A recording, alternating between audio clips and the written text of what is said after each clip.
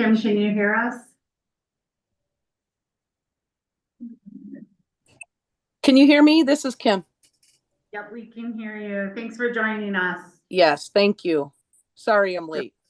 No worries. So with that, Chair Swell, we do have quorum. All right.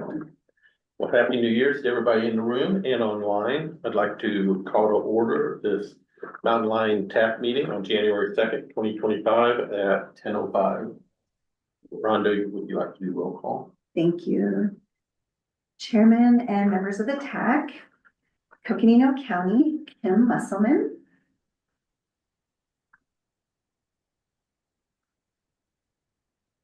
Present. Thank you. Coconino County Citizen Representative Carol Covington. Present. Thank you. City of Flagstaff, Craig Clifton, excused, as well as his alternate Jeff Bowman is excused. City of Flagstaff, Citizen Representative Michelle James is excused. Metro Plan Dave Wessel. Present. Thank you. NAU Aaron Stom. Present. Thank you. NAU student Carly Vandermeesh. Present. Thank you. CCC Kurt Stoll. Present. Thank you. And we are expecting our economic development representative, Gail Jackson. She should be joining us shortly. We do have members of staff here in the room and online, as well as our Mountain Lion attorney, Cameron Stanley, online. Morning.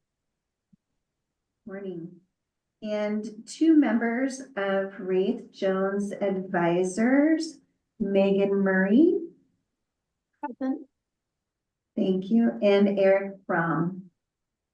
Present. Thanks. And they are our guests for a presentation today. And I will turn it back to you, Chairman. Thank you. Thank you. Sam Short, safety man.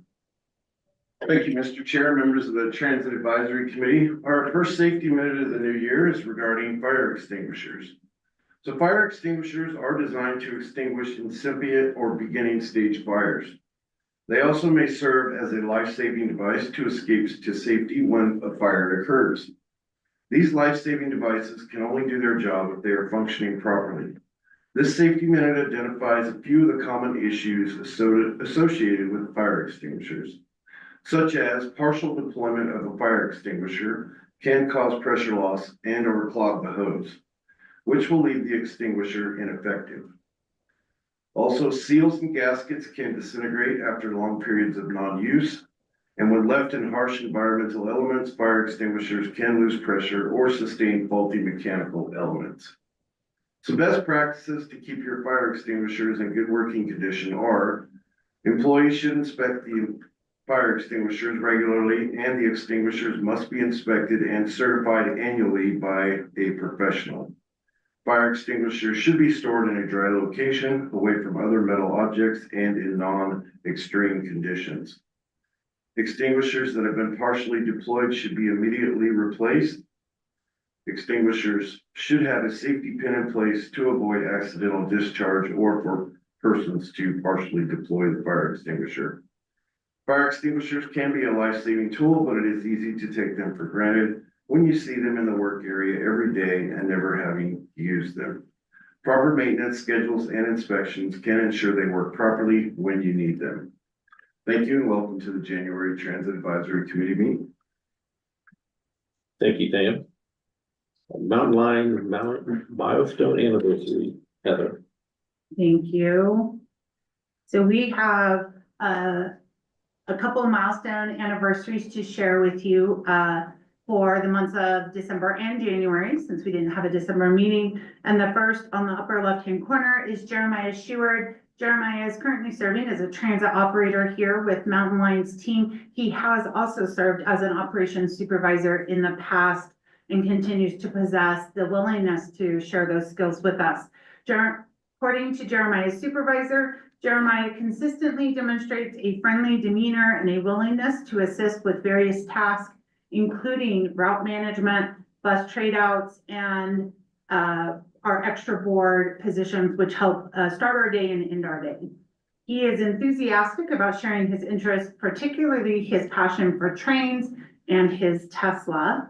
His excellent sense of humor contributes positively to our team's dynamic, and we are fortunate to have him as a colleague. Jeremiah most recently joined us in the light parade, Parade of Lights here in Flagstaff with his son, Rowan, and it was a fabulous event. We were grateful to have him there. On the upper left-hand corner, upper right-hand corner this time is Robert Hilbers. Robert is celebrating 10 years here at Mountain Lion. He started out in our facilities team and is currently a facilities coordinator. From Robert's supervisor, Robert's commitment to being part of the solution and not the problem shines through in everything he does, from tackling challenges with creativity to supporting the team with a positive and proactive attitude. We are grateful for his dedication and contributions over the past decade. Robert played a key role here at Mountain Lion when our prior facilities manager left during an interim while we recruited and filled that position. He definitely stepped up and helped lead that team and ensure our facilities stayed in good condition. So we're grateful and happy to celebrate these anniversaries for these team members. At the bottom of the screen, we are celebrating 1-year anniversaries for 2 MetroPlan employees. If you'll remember, MetroPlan employees are employees of Mountain Lion, although they distinctly work on MetroPlan projects. Kim Austin joined our team a year ago as a transportation planner, and Aubrey Flores joined the team also a year ago as an interim staff member. Both of these individuals are key in many of the projects Mountain Lion is completing through our partners at MetroPlan. And then the last thing I'll share that's not on the screen is I want to welcome Kirk Stahl as our new chair for the Transit Advisory Committee for this calendar year, as well as Kim Musselman, who will be serving as vice chair per our rules of procedure. And we're grateful to have them both be willing to step into those roles. And just wanted to share that with you. Thank you, Heather. Call to the public, which we have none today, but the public is invited to speak on any item or any concern that is in the jurisdiction of the Mountain Lion TAC. Comments related to items on the agenda will be taken at the time the item is discussed. The TAC is prohibited by the open meeting law for discussing, considering, or acting on items raised during the call to the public, but may direct the staff to place the item on future agendas. Individuals are limited to 3 minutes presentation unless the spokesperson is here representing 10 or more people, and then they'll given 6 minutes to speak. The TAC does not recognize anonymous comments. We'll move on now to the TAC agenda. First item is the approval of the TAC minutes for November 14th. Do we have any comments or corrections over the minutes of November 14th?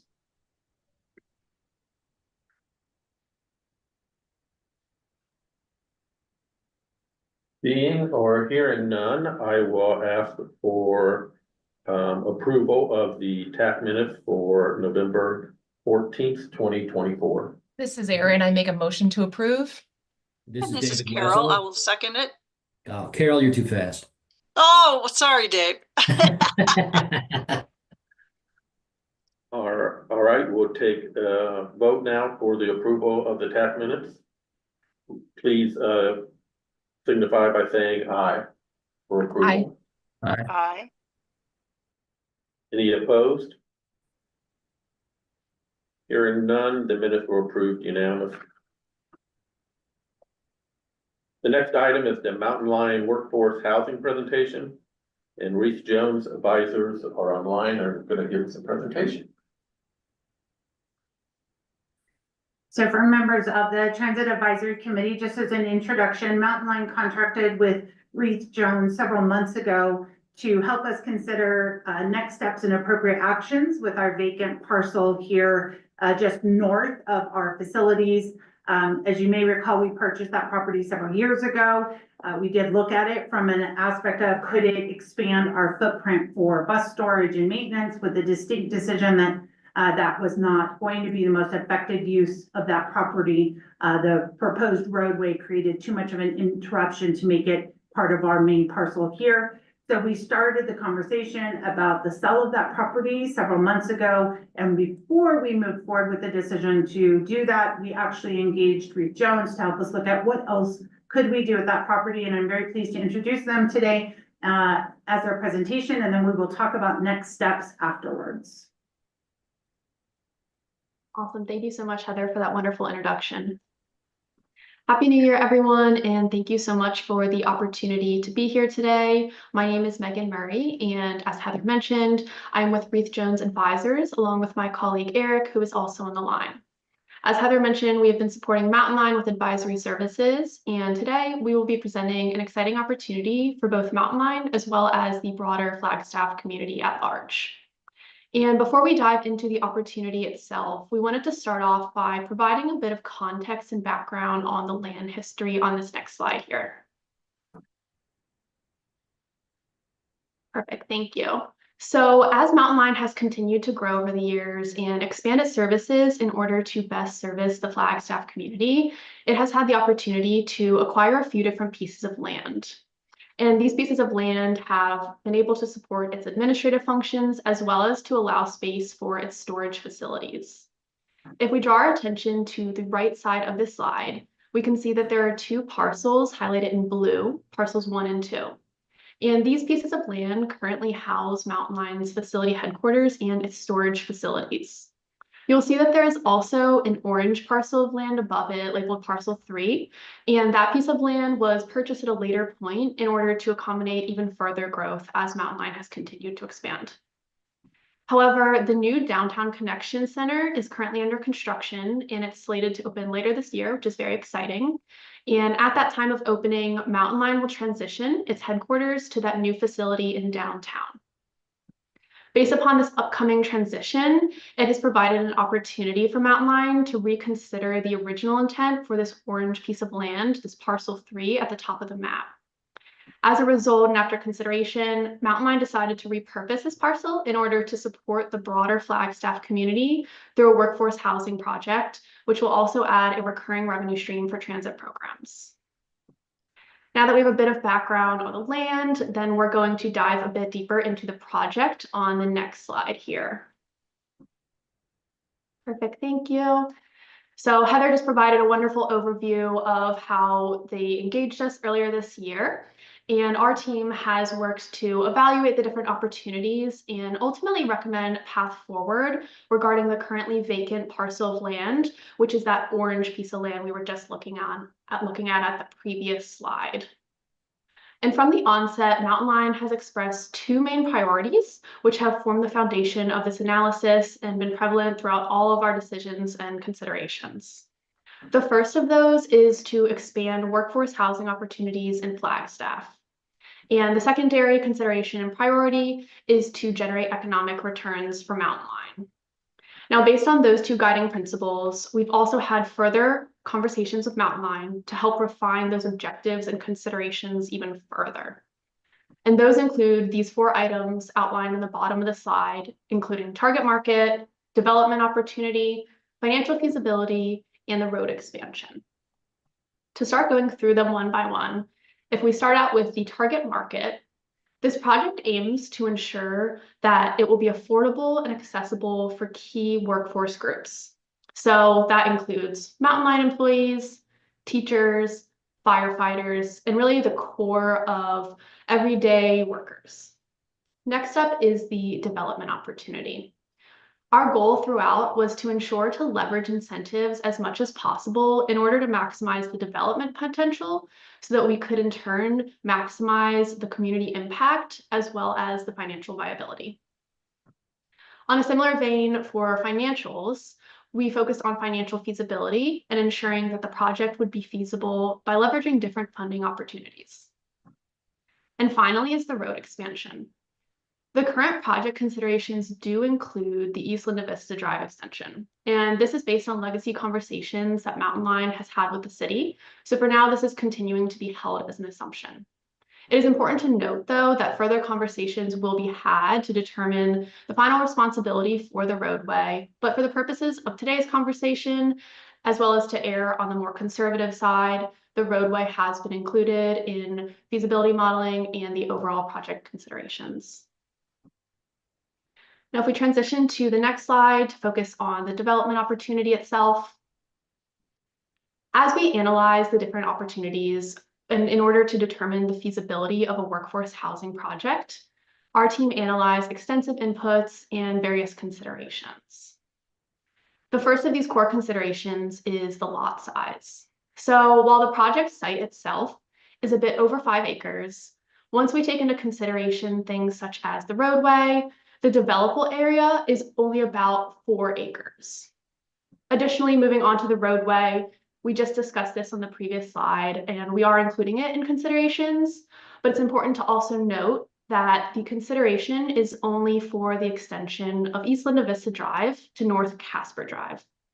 The further continuation out to Route 66 is not included in this project scope. Next up is the zoning and land requirements. This parcel is currently zoned high density residential, which is wonderful, and it's perfect for a workforce housing project. And our team has thoroughly analyzed and researched different applicable zoning and land requirements. Once the final design is proposed and agreed upon between Mountain Line and a future development partner, it will be expected that all of the applicable zoning and land requirements will be adhered to. Next is the density bonus, and this played a huge role in feasibility for this project. And due to the project's focus on workforce housing, it allows the project to exceed the maximum allowable density. Now, this project assumes at least 20% of the units will be affordable. And for the sake of this project, we are defining that as those making 80% area median income, or AMI, or less. And this is because when the project has at least 20% of units being affordable, it unlocks the maximum amount of density bonus so that more units can be built upon the piece of land. Of course, as we mentioned earlier, the main priority is to ensure that this is furthering the community needs. So we are targeting even more than 20%, but the minimum requirement that we are looking at is at least 20% of affordable units. And that ties into the next item of rental rates and unit mix. So each of the details will be decided upon and agreed upon between Mountain Line and a future development partner that they will select. And they will work together to ensure that the unit mix, the amount of affordable units, the rates, all target and prioritize that workforce group that we were mentioning earlier of Mountain Line employees, teachers, firefighters, and really the core clientele that we are targeting. And so they will work to ensure that this development project maximizes its impact and really ensures that it provides the most amount of affordable units possible. So we've discussed a lot of different analysis and research throughout these previous slides, but what is the main takeaway? Ultimately, through all of our analysis, it has revealed that an opportunity does exist to pursue a workforce housing project. To realize the full benefit of this project, Mountain Line will need to identify partners. I've alluded to the fact that Mountain Line will need to identify a development partner. They also will work with the city as well as with grant providers and others. And through their partnership with these key groups, they will work to ensure that this development best serves the need of the broader Flagstaff community. Now, overall, this is an extremely exciting opportunity for Mountain Line as well as Flagstaff, and it will help meet a dire need by providing more affordable housing in the Flagstaff community at large. And now I'll pause and pass it back to Heather to discuss the next steps, and we'll also take questions at the end. Thanks, Megan. So for the purposes of this discussion, the board has received this presentation or something similar to it.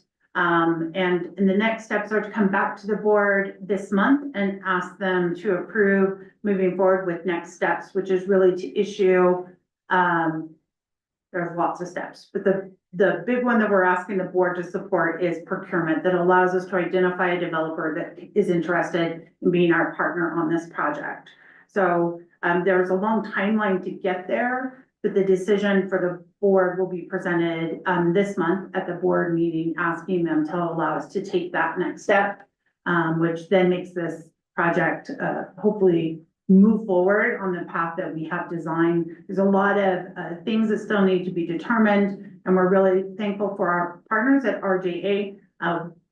When we came up with this idea of do we sell the property or do we do something different with it, one of the concerns is that we don't have a deep bench here at Mountain Line when we talk about real estate and real estate projects.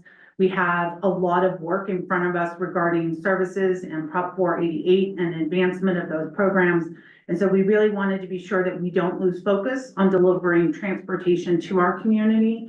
And so RJA has made it possible for us to really consider how do we use this land investment that was made several years ago as a long-term funding source for Mountain Line and Mountain Line's programs going forward. The funding that we could achieve through a project like this, through a partnership like this, allows us to provide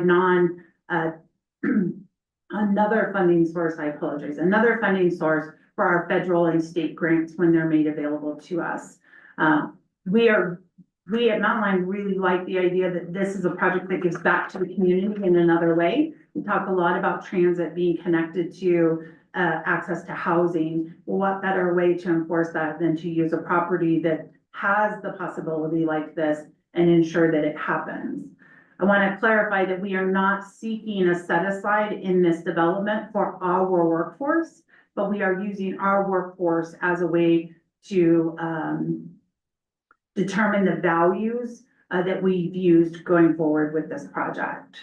So I'll pause there and see if there's any questions. And Megan and Eric are both online too, if there's more specific project details that they can speak to for you.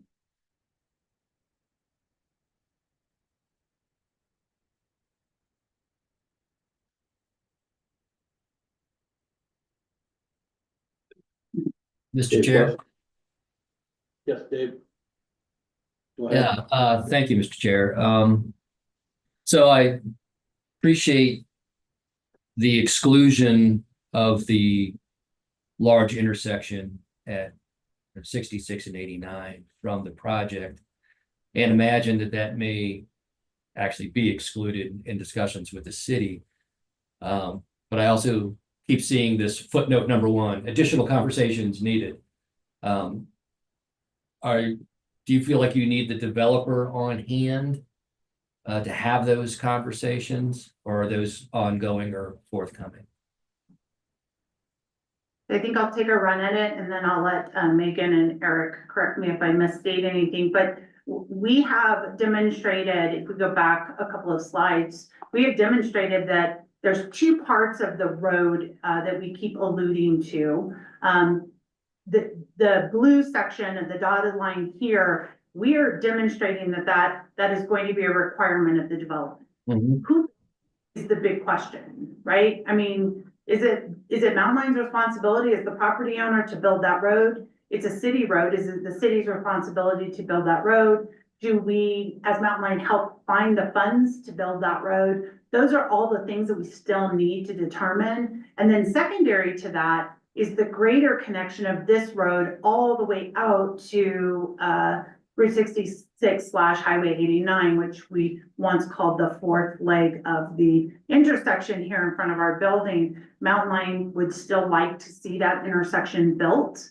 It does provide a efficient way for the folks who may live in this development to get out to the main road versus traversing residential areas both on Linda Vista and here on Caspar. So the reason it's footnoted is because we don't know yet what the city is going to require of us or authorize us to do. And those conversations are going to be parallel with the early phases of this project.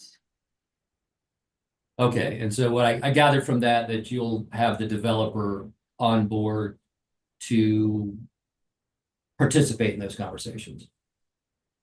Potentially, we may have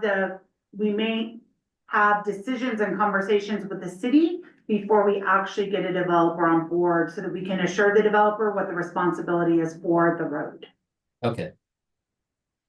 Thank you. Mm-hmm.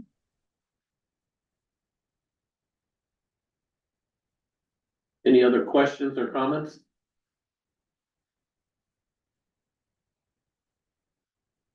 Do you have any Anything else from the chair? I don't have anything else to add. Of course, we're happy to continue answering any questions, or if you have concerns, you're welcome to reach out to board members as well. I hope we've been clear about what we'll be asking the board to do as next steps, and then we will continue to provide project updates in future Transit Advisory Committee meetings. Sounds good. It's an exciting time. Thank you, Megan. Thank you, Heather. Thank you all for the time. Thank you. Thank you. All right, we'll move on to the discussing items. Under the consent agenda, the update on the federal certification clause, you had no comment on that, correct? No comments on those. All right, Mhm. then we'll move to the discussion items. The first one will be the bus stop easement acquisition policy, and Ann is going to present.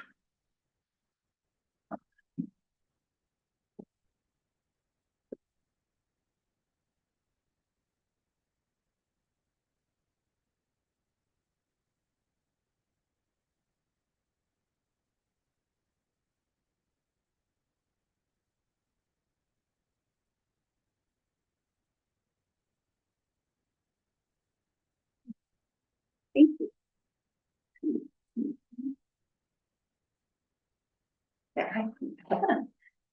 Thank you, Rhonda. Happy New Year all. Thank you, Chair Stoll, and members of the TAC. This item will be going to the board for action. Mountain Line seeking approval of a bus stop easement acquisition policy. So a little bit of background on why we why we developed a policy and what led us to where we're at today. For background, everyone is probably familiar with our 5-year Flagstaff in Motion transit plan, which identifies bus stop gaps in our network. So we have some areas of challenges with some bus stops in our current network, and then new bus stops in the future. We also have our Mountain Line Transit Guidelines, which is really a planning tool that we use to identify how and where we put bus stops, and also what kind of amenities we put at bus stops. And some of that, through that planning process, we identified, challenges that we're going to have developing our bus stops. Also, the main goals of the policy are really to outline a very clear, consistent way we approach bus stop development and how far we go to get bus stop easements.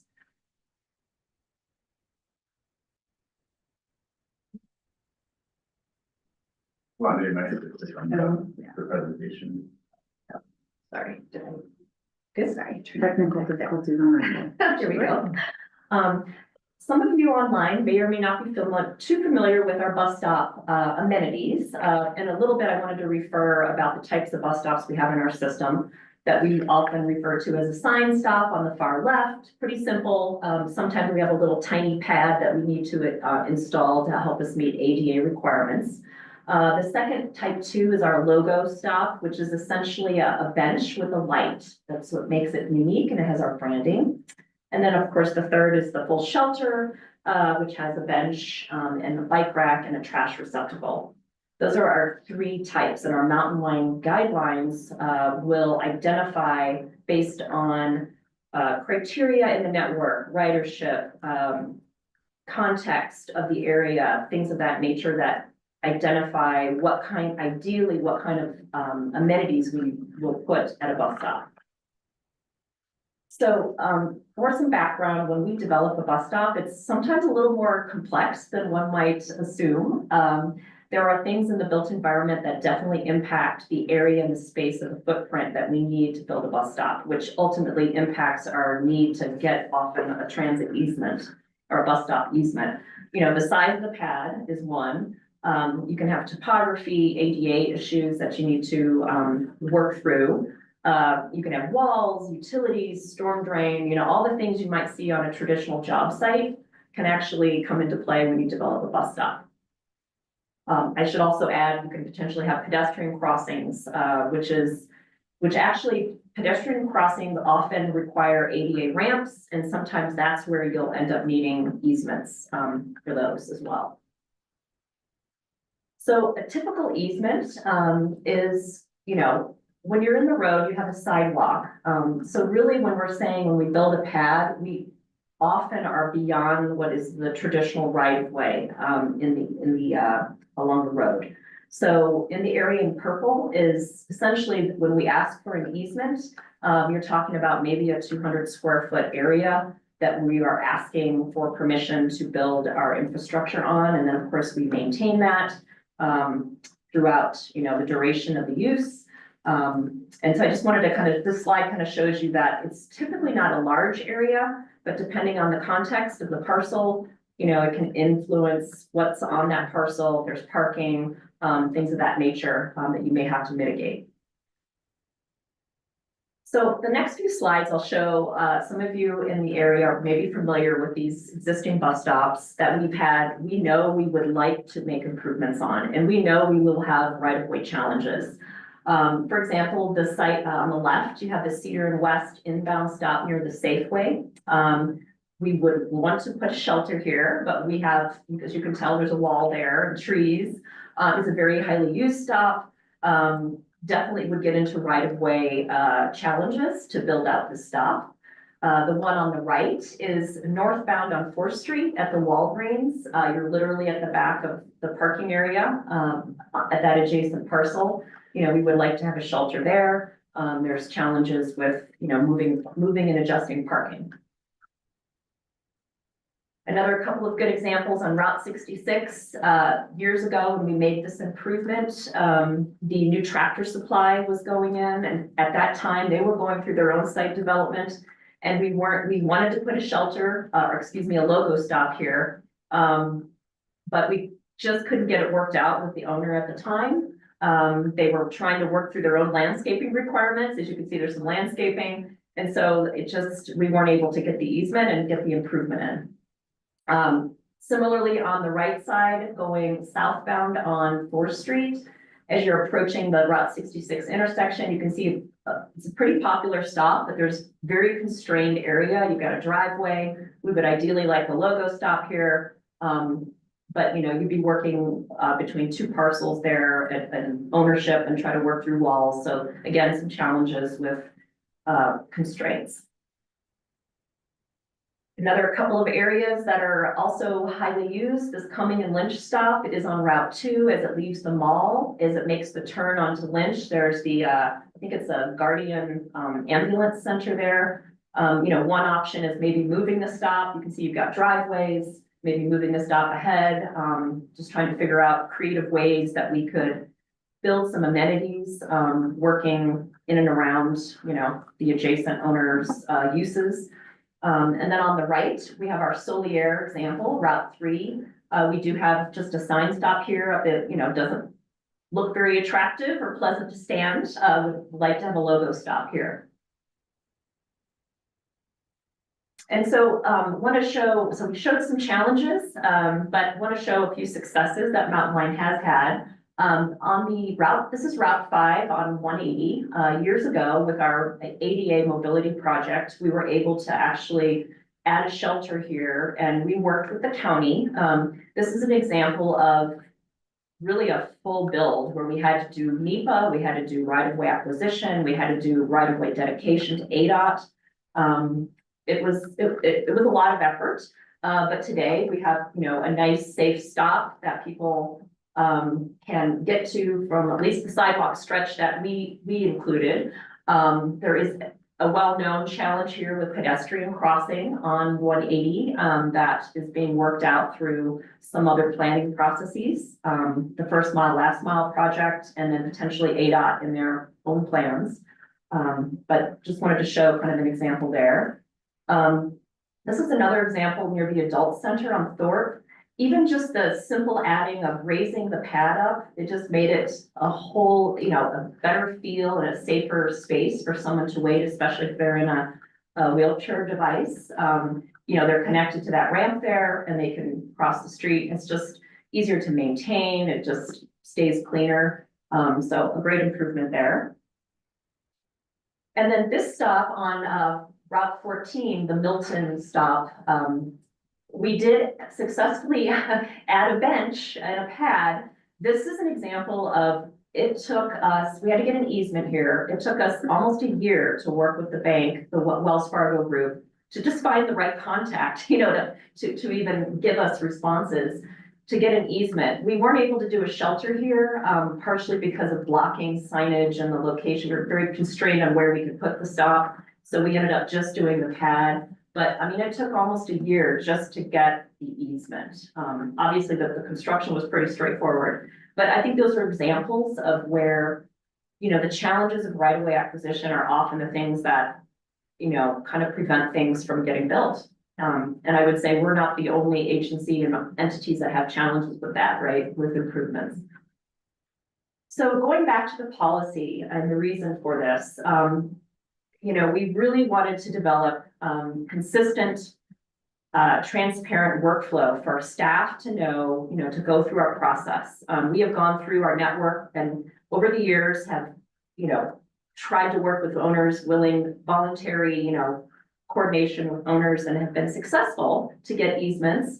But we've kind of run that out. It's there's not many more opportunities. You've seen many of the ones we have remaining in our existing system are challenges, and they're going to require more complexity.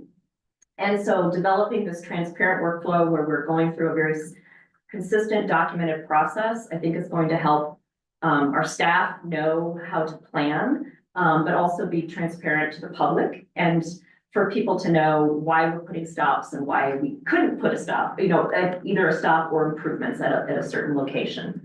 So, and this is really going to help staff and the board kind of walk through that process together. So a little bit about the regulatory background. Mountain Line, obviously with federal funds, we follow federal regulations, which includes the Federal Uniform Act, which is really actually any project, whether you're a transit agency or FHWA or the city, if they're using federal funds, you have to follow in order to basically acquire real estate, either purchasing property or easements.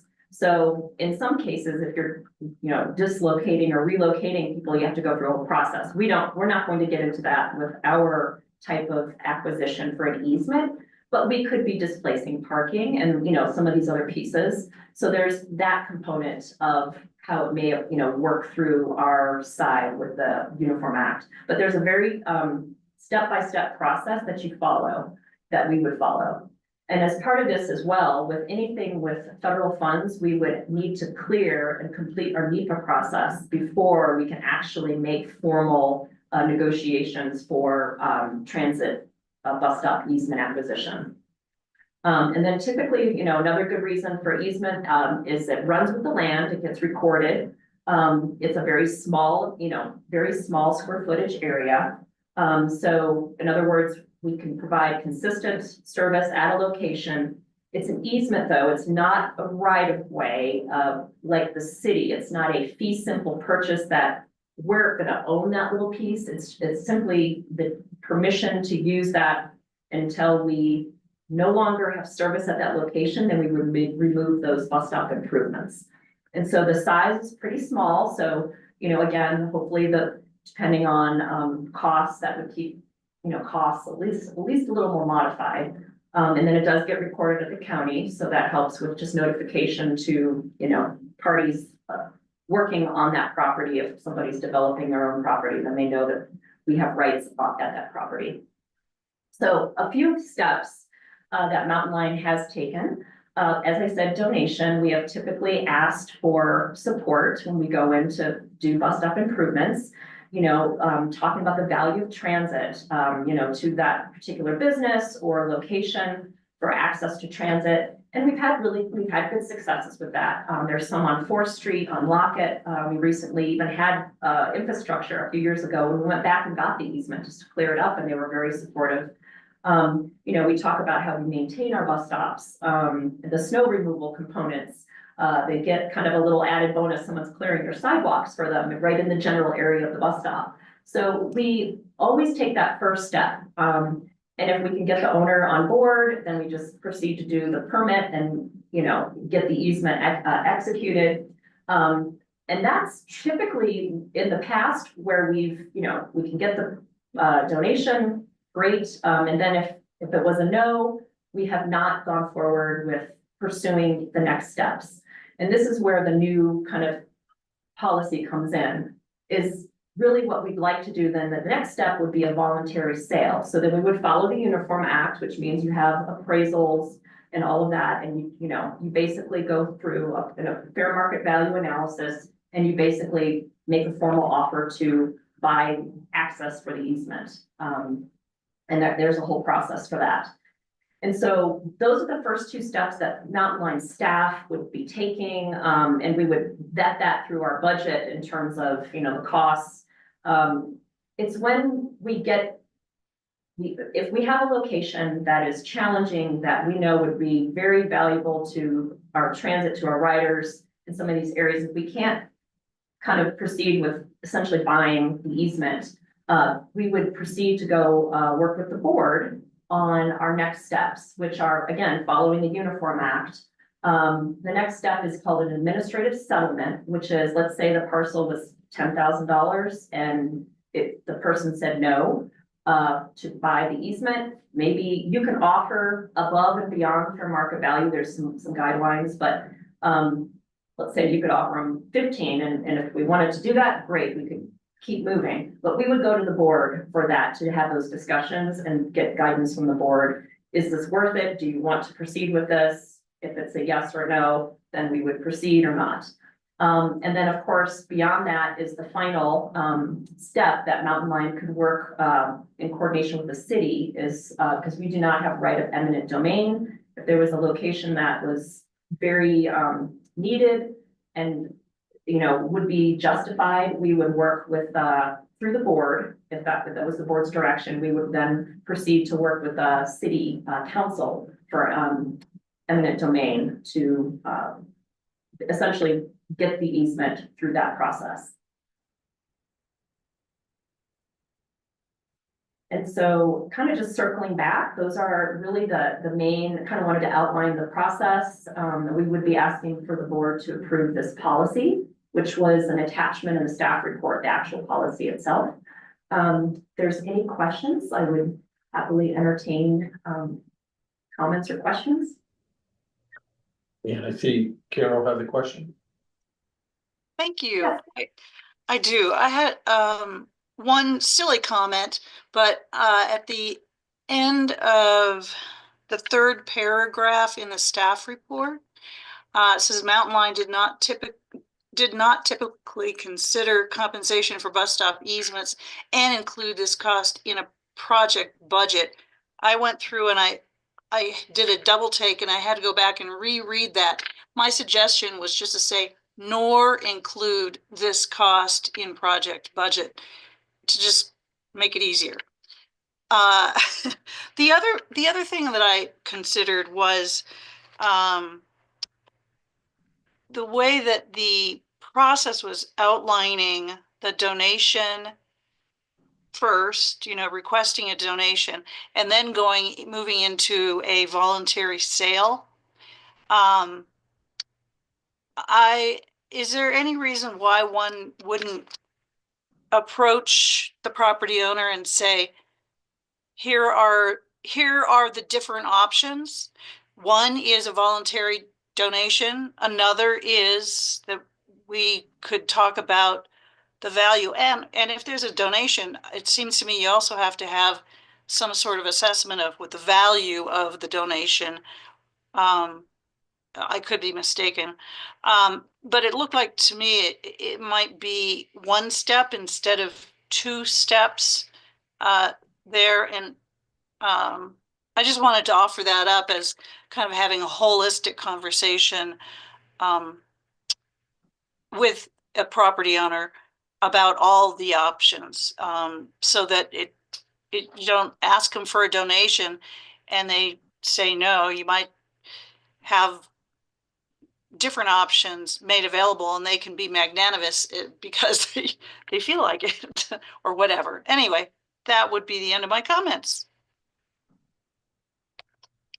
Thank you, Carol. Yeah, I mean, this step by step, it makes it look very, well, we only look at this one thing.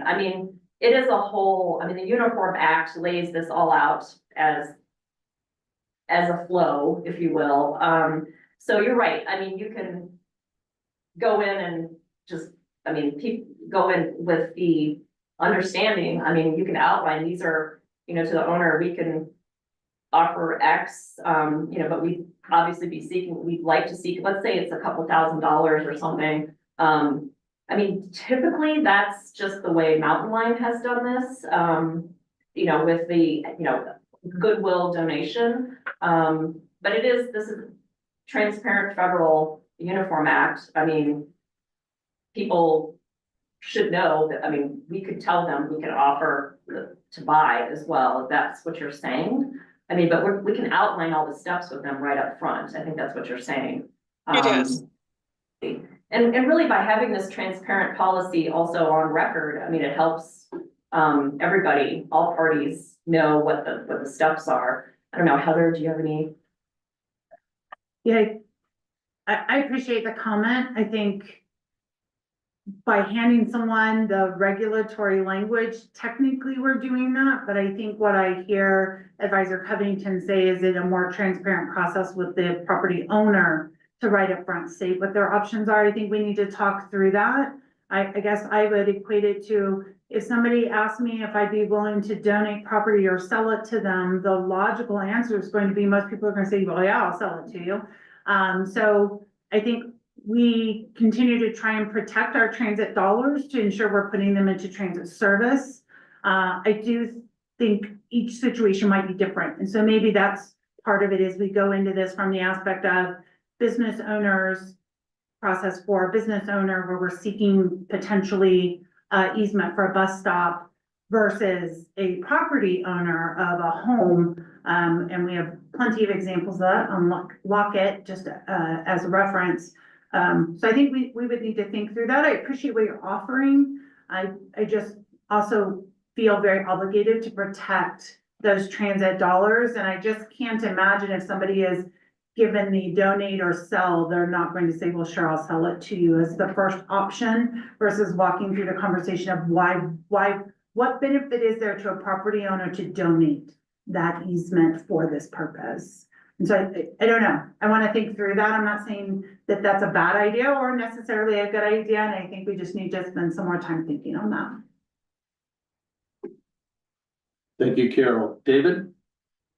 Yeah, thank you, Mr. Chair. On page 15 in the packet, under the procedure, under 2A donation, the second paragraph there, I wonder, one, it feels like it's out of place. We're talking about donating, so we're not using federal funds. So should that paragraph follow, you know, under voluntary sale? And then in that same paragraph 2, Mountain Line staff will compete for the environmental approval process. I'm wondering if that was supposed to be will complete the environmental process. I'm not familiar with competing for a process, so there may be a typo or misstatement there. Those are all my comments. I commend you on putting this together. I think it's really important, and I think, you know, acquisition is going to play a bigger part as the system grows, and it needs to grow. So thank you. Thank you. Gail? Hi, thank you, Chair. I have a question regarding and some of your successes and challenges. The ones that you provided, it looks like we've had success with our government partners and a lot of challenges with some of our private partners. And I was hoping maybe you could expand a little bit on that. Yeah, I mean, the challenges with private is, you know, sometimes business, it's typically been the businesses along some of the main corridors. The challenges are, it's typically a hard no because it either displaces parking. And in some of the challenges I did show, we hadn't actually tried, right? Like the Safeway example. I mean, that's one that has never been formally approached. We just know that when we go into that type of a project, we're going to definitely need to work with the adjacent landowner for support to be able to make improvements. So there's definitely some examples in here where, like, I think 4th Street is really the biggest one where we're aware of just challenges in that corridor with improving our bus stops. And, you know, I don't know if the city and some of their planning efforts have, you know, I know the city has been challenged in the past with working in sidewalks in that area, for example. So yeah, if that's what you're saying, yeah, the businesses having challenges with either coordinating to make improvements for public improvements, basically, including not just mountain line, but I believe, you know, sidewalks are also a challenge for the city in that area. I think that's the main corridor that we know we have challenges with. Did that answer your question? I mean, Well, I guess I'm struggling with this policy, especially with the eminent domain portion for private business. And it's interesting that the examples provided were that the government entities, there were successes, but there's clearly challenges on the private sector. And this has the potential of adding to the cost of doing business in our city. And so I'm just curious, when I look at the steps, it almost feels like, well, you can donate or we can sell, and it really doesn't matter because at the end of the day, we can exercise the eminent domain portion.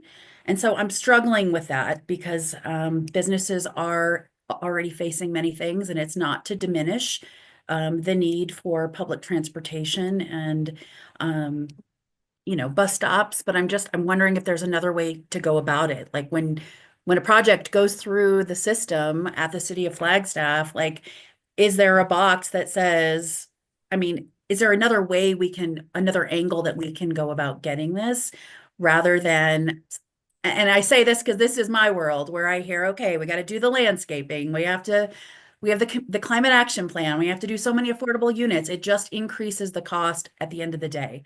And so maybe it's already been done. You've already spoke with the city on being on that front end on how do we include it. I really, really dislike the eminent domain portion of this particular policy. Yeah. I'd like to try and address that because I have to say, I don't think anyone in this room liked the eminent domain part of that process. What we're trying to do is provide that framework for our team and for our board and really for the public, that if all else fails, this is the last resort. And that's really what eminent domain is, right? And we would have to count on the city to do that. And we have no guarantee that the city will do that on our behalf. We should also state that. That would be the last resort. Some things I don't think are included in that very simple process that we provided is that we do look at, are there adjacent areas that we can move the stop to? Does it have to be on that parcel at that property? Some of the challenges we have are not just about who owns the property, it's about the site itself. So the Safeway one, if you can go back to that, there's a retaining wall at that stop. Well, the property owner had to put that retaining wall in for the purposes of their property, right? And so they have their own site challenges that we now are complicating by putting a bus stop there. And there's reasons the bus stop is there. But those are all things that we internally are still going through. We're also talking about retrofitting the community with bus stops versus planning for service expansions, which include what you're talking about, which is getting the city and the developer on board on the front end with how to build bus stops or bus stop access as they're developing properties. There's so many different things that are behind all of this about the decision of where to put a bus stop. How do we determine the right location? Can it be moved? Is there a way that it doesn't interrupt the business owner's property better than the one we're proposed? Those are all interactive pieces that go into this process that this process does not necessarily capture. I think what we have run into, and we've brought up now several times, is we have obtained all of the free goodwill stops that we are going to achieve, and we have to look at what are the other mechanisms. And one of those really is the authorization from the board to start buying that easement. We don't currently have that authorization. in trying to get to a place where we get board authorization to start making offers to purchase easements, we want to be clear that if we're also unsuccessful there, these are the other last resorts that we would have to go to. But Gail, I don't think anyone here at Mountain Line is suggesting that that is the path that we want to take. And there would be a lot of different ways to achieve where we need a bus stop without having to go to eminent domain. Our business partners on our routes are just that, they are our partners, and we want to continue to facilitate good relations with those partners. Eminent domain doesn't do that. Then can we remove that from the policy? We can let the board know. That was the recommendation of the Transit Advisory Committee. We've really put this together at the direction of the board, but yes, we can take that under advisement. We can make sure that the board understands that and include that in our discussion points. Thank you. Of course. Thank you, Aaron. Thanks, Chair Stahl. I want to go back to something Heather said, which was the first thing that popped into my mind is why give it away for free if someone's going to pay you for it, and the impact that that could have on the Mountain Line budget. And so I'm sure there are benefits to a business for donating. I'm sure there's some kind of tax, right? Tax rate, I don't know, not a business, but I imagine there's that. But I think what we would want to do is identify for them those benefits of donating before offering, you know, to pay them for it. I don't even know if it's possible to put a little plaque that says, you know, this area made possible by Walgreens, whatever. So that's, you know, at that stop, people can see, oh, that was nice, or in partnership with Walgreens. So just making sure that we were pointing out to them the benefits of donating before we go offering up the gold. So thank you. Thank you. Dave? You're muted. Yeah, thank you, Mr. Chair. I'm not sure if I heard Heather right in her response to Gail. But just kind of for the record, I'm not in support of removing the eminent domain clause from the policy. I think Heather explained it very well. It's a last resort. And even if it is exercised, there is a very rigorous process that really leans in favor of a property owner, where, you know, the public benefit really needs to be urgent and demonstrable. And so, you know, I think there are protections, and then even in that event, fair market value will be established and provided. So there are protections in place for property owners there. And this is in a backdrop, again, you know, I said earlier, I think transit's going to be very important to the future of the community. And having a quality transit system is going to require having quality, accessible stops. And so, you know, the city needs to have, and Mountain Line needs to have the tool available to assure that those happen in accordance with the law and good public discourse. Thank you. Any other comments or questions? Hearing none, and thank you for your presentation. Good questions and comments. The next item is the pantograph pilot, and Busy Collins is going to present it.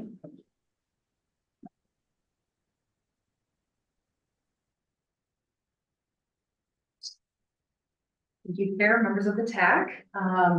Thank you, Rhonda. There we go, pantograph pilot. So I'm just giving an update. We do have a pantograph charger picture here that has been in operation since July 30th. And it's been our main charger used for our electric buses since August, which is pretty exciting. And I'm here to share a couple points on this pantograph. In October, we had a on-route charging pilot to test midday charges integrated into the electric bus schedule. And here's a couple of the results here. It's and then on the bottom there is the chart for the various days. So each day is kind of, every time you get to the plateau, it's a new day where we charge the bus all the way back up. But really just finding those midday charges, some things that we found, we're kind of understanding how much range we got for charging. that 20 miles is about 13% charge on a battery, and everything changes as the battery is less charged or more charged, the amount of time, the amount of charge, etc. But just learning more about that is really important for our staff to understand, to really utilize this charger to its full capacity.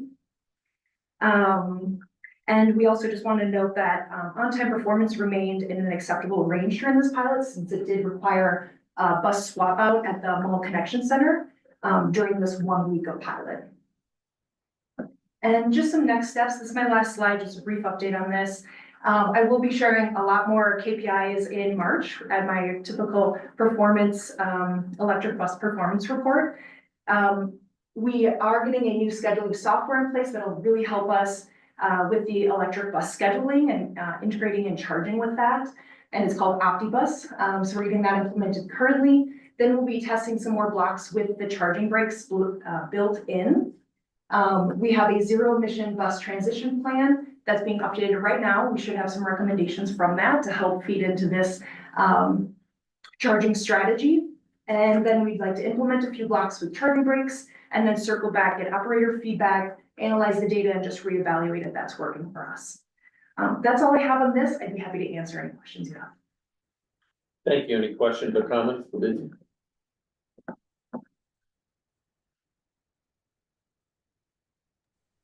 Hearing none, we'll let her go on to the next item, the transit app. Thank you.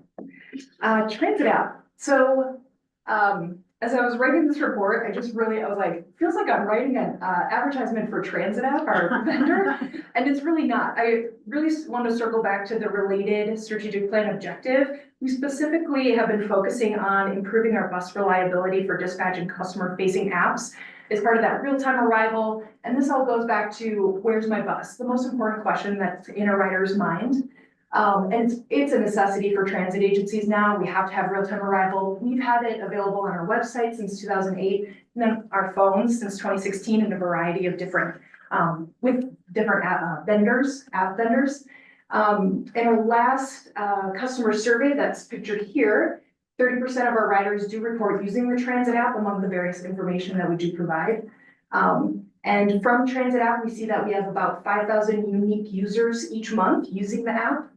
And then again, going to that strategic plan objective, we did put in new equipment to improve our cellular connectivity in FY24, and have seen improvements with that. So that's really exciting. And we hope to see increased use of the Transit app in our next customer survey, because we knew that we were having some issues with real-time arrival accuracy with our old app. And so we've been really focusing on making sure that that is improved for customer experience. And so I have 3 slides on the Transit app specifically. So it's not just a real-time arrival information app. We've really integrated a lot of features, which we're excited about. First is transit and bicycle trip planning, and there's also the option of step-by-step navigation that you can enter into. And so on the left, you see the transit directions. On the right, you can see bicycling directions. Pretty fancy and very useful. It definitely uses our the infrastructure around the city to help recommend routes bicycling. The Transit app also holds fare. You can buy, reload, and store fare in the Transit app, so it'd be on the bottom of the screen. So when I was handing out school tickets, I wanted to help students use their app. So I made sure to download an app, and it's really cool. It's right there on the bottom of your screen where it says buy ticket. If you have an EcoPass, it's right there. So you can just tap into it every time you're, using the bus. It's right there. Very convenient. Pulls up very easily. And so this integration of fares with our separate vendor Token Transit, and this reduces the need for riders to maintain 2 separate apps, visit a pass sale location in person, or wait for the mail to deliver their transit pass. So increasing the customer service experience as well. A couple more features. Transit app audits real-time arrival availability. So again, we're really focused on improving the customer experience with real-time arrival accuracy. And so this helps us do that. And that helps maintain customer trust in real-time arrival information. And we also have integrated a rider safety reporting that feeds into our CSAY app. So within the app, you can report a safety concern. This simplifies reporting issues that need immediate attention and avoids the need to maintain two separate apps again. And the last slide on the transit app and just our real-time arrival app and customer experience. We also are able to collect rider feedback about transit experience. This allows staff to improve the rider experience by digging deeper into feedback and addressing issues. And also to gauge the impact of changes that occur, often without riders' awareness, like our real-time app accuracy. Riders didn't know that, but behind the scenes, maybe some things actually working for them, and that instantly is very nice and satisfactory to them. And the last item is NAU shuttle routes have been integrated into the app. You can see them here, the Jackson Louis during the semester and Axelite during breaks and at night. I believe, and so that's really exciting. Again, it helps riders just seamlessly transition between two transit services and increase campus connectivity. So that's all I have on our real-time arrival app, and I can answer any questions you have. Thank you. Any questions on the transit app? Carol? Thank you. I was pleased to see that you've got screenshots or whatever of the app in motion. As I read the staff report, I was like, gosh, I wish I could see it. So that was good. I was confused about what the app was, and it looks to me, having listened to your presentation, it looks to me as though the app is actually called Transit App. So that is something that you might want to just underscore, say, here's what it's actually called. And because I went to my phone and I'm like, oh, is this the Mountain Line Go or app or something else? It was unclear to me. The other thing that I noticed in the staff report was a description on a couple of occasions of the need or mitigation of the need to have a secondary app. And I thought, okay, so that reference was put in 2 times. So does that mean there's 2 secondary apps? Because it looks like there's Token Transit and CSay app. And it might, if I understand this correctly, it might be better to just say this would envelop all of the other apps that provide service for riders, which would eliminate the need for Token Transit and CSay app, for example. I don't know if I'm correct in that, but that's kind of my takeaway from reading it.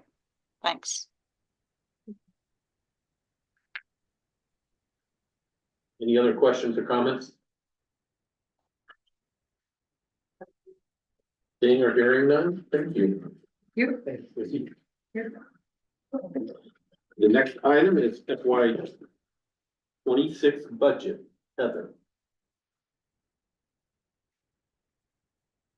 So good morning again on this first day of calendar year 2025. Let's talk about fiscal year 2026 budget. As accounting people, we like to reference our fiscal years and calendar years, and it might get a little confusing, but we have started our 2026 budget process, and therefore we are presenting to you and the board the budget priorities for setting that budget as we move forward. So in the staff report, I don't have a very long presentation. It's actually just a reiteration of what is in the staff report. There are 5 priorities for our 2026 budget. One is to maintain the ability to attract and retain staff. We went back to full service in August, except for Route 10, which has remained in a tad bit reduced service, but we are going back to full service on Route 10 in January. And really that's thanks to the efforts of our HR team and our operations team to not just get people trained and out on route, but to ensure that they remain satisfied in their job and their position. We have seen, as we normally do this time of year, some natural attrition with people leaving the area. but we have people in the wings ready to step into those jobs and roles. And as you may recall from prior discussions, that's not always been true here at Mountain Lion, and we're so grateful to be where we're at, and now we just want to continue with that progress. If we're going to be successful in implementing Prop 488, it is going to require drivers for those vehicles, and that means we have to continue with the effort that we have in place now. So our compensation study is near completion, and the board and TAC will get to see the outcome of that report, the recommendation on compensation. It'll be incorporated into our budget, but also ongoing funding for our performance-based bonus program, which currently is applicable to our drivers only, but we're looking to roll that out into all staffing positions. The continued expansion and reoccurring training for our staff members across the organization, staffing development opportunities. We saw this as a theme in our most recent employee satisfaction results. People want to have those opportunities to develop and grow within the agency. And then continuing to look at how do we improve recruitment strategies. While we've been highly successful in our driver positions, we have struggled in non-driver positions with attracting people to our community for those jobs. We don't know if it's cost of housing and the wage that we pay for those positions, or if we're just not reaching our target audience. And so continuing to look at what do we use to recruit people. Secondary for fiscal year 2026 is the continued focus on rider safety. We're looking at a new camera system to replace our existing, which ironically is about 5 years old. That's the life of the camera system on our vehicles, partially because the technology just continues to improve and we want to remain safe and secure for all of our riders. It's something we tell our riders that we offer to them and want to remain that way. Busy just talked about Transit App, our real-time arrival system and application, which integrates with Farebox solutions. We are actually probably going out to bid a quarter from now, so the last quarter of this fiscal year, on a new Farebox system. Our existing Farebox system was implemented in 2012. It is still a cash drop. So when you get on the bus, if you have cash, you drop it in a window and the driver tries to assess whether it's accurate. We are not proposing to change that. Our goal is to improve a tap card or fare card system that makes people want to pay us less cash and use that card system. And so our system, like I said, 2012, there's lots of changes and advancements in that area. The one we're getting ready to implement right now are doors. We're improving the driver barrier doors in our vehicles. That's safety for our drivers from some rider interactions, but we will continue to focus on the safety of our customers and drivers. The last three items for the 2026 budget are improvements to our paratransit services. Paratransit service is extremely expensive. You'll see that in the KPI report that Busy is going to do later this fiscal year. A year ago, we started talking about doing a study to look at, do we do it right? There's all kinds of examples of how paratransit services are provided across the country. So we did a study, we have the results of that study, and now we're working to implement some of those outcomes. The goal is to provide a more convenient paratransit experience so that people who have to use paratransit have the same freedoms as people who use the bus without increasing our core cost of services.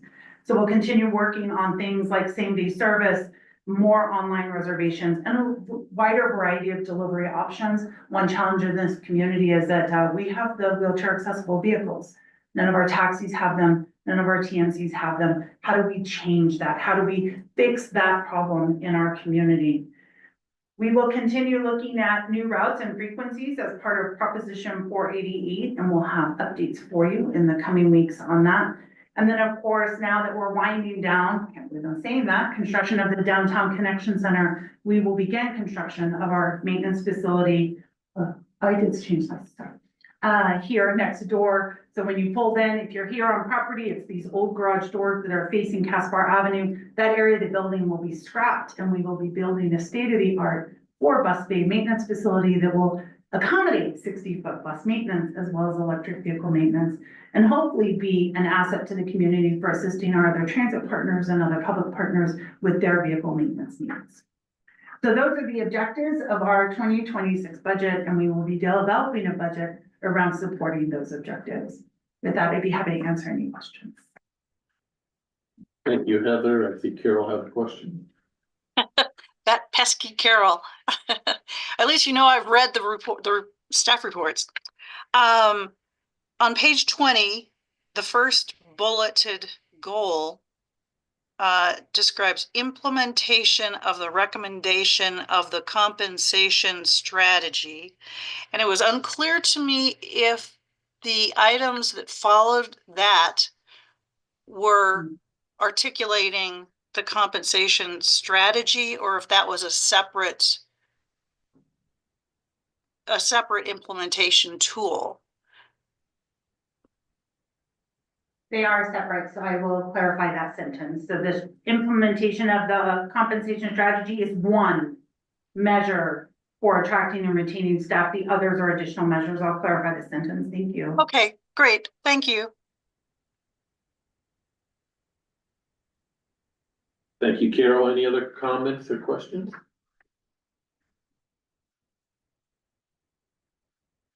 Hearing none, we'll move on to the next item. The next item on the agenda is progress reports. There is no presentation for the first 4 items, but I'll open it up to see if there's any questions on any of those first 4 items.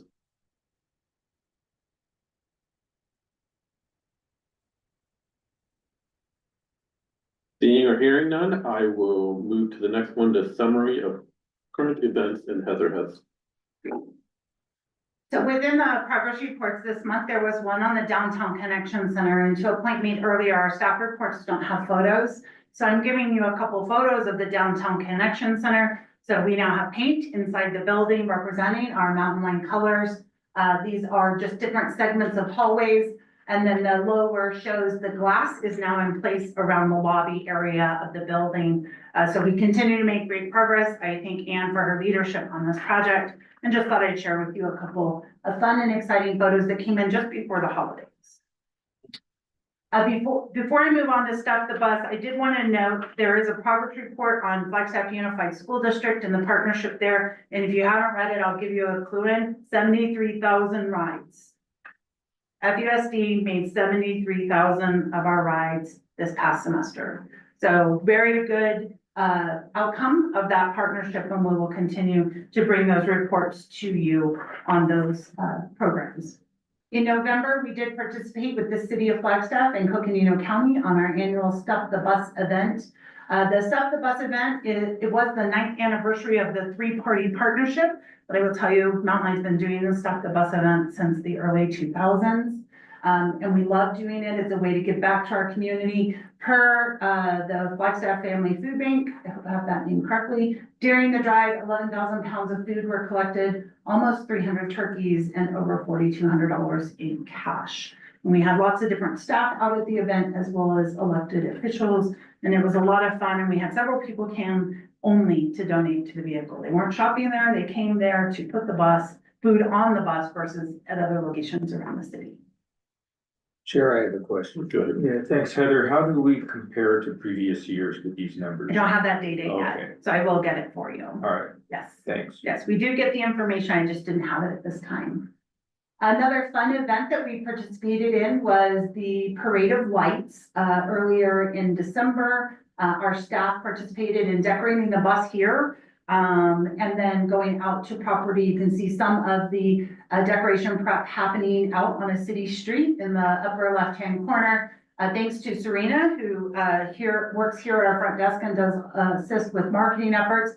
She engaged the Flagstaff community band. They were on the bus playing Christmas carols, live music during the parade. We heard a number of comments. There's a band on the bus. It was a lot of fun. The middle picture just shows you the number of staff that came out to participate in this event.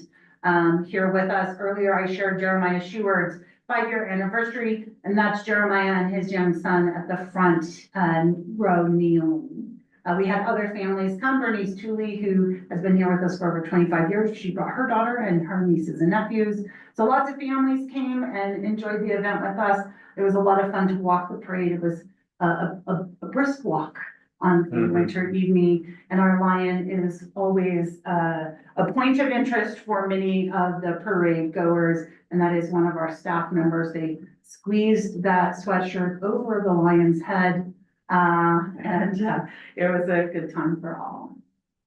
We were given a training and development certification from Lancaster Leadership, just recognizing our efforts. I wanted to share with you, this is a big commitment from us financially and time-wise, but we want our staff to know that they have these opportunities. And so wanted to share this certificate with you.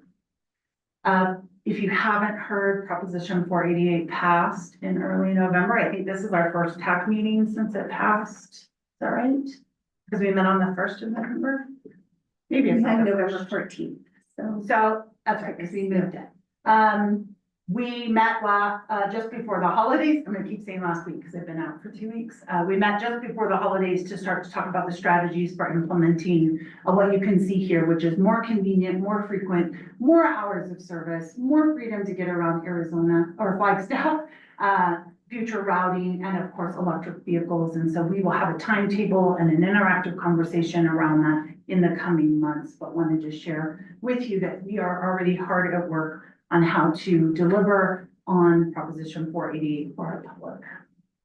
We are getting comments from the public asking us when they can expect new service levels.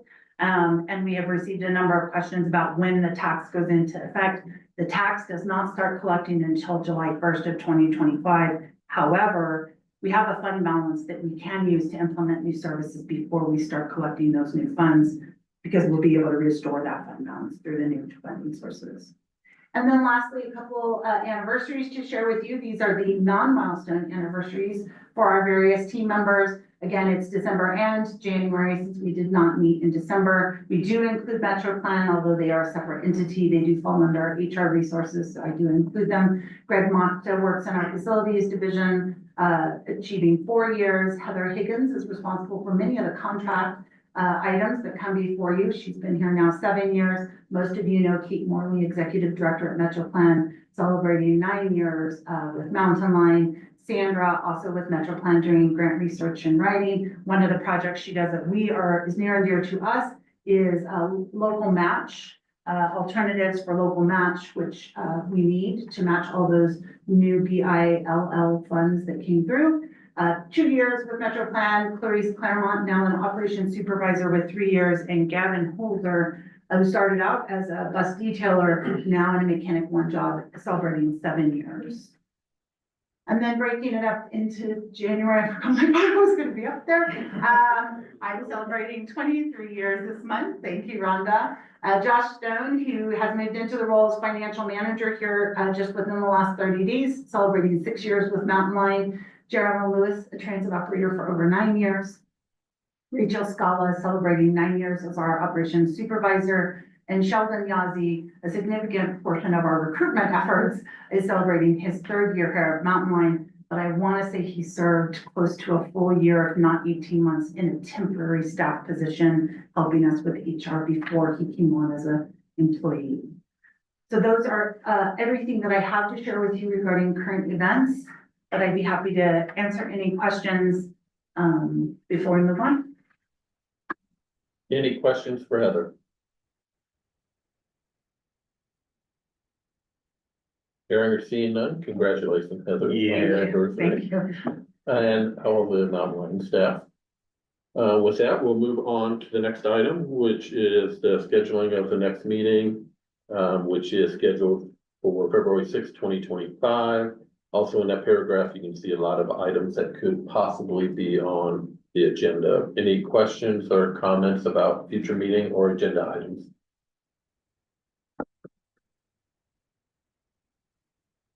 Hearing or seeing none, I make a motion that we adjourn the meeting.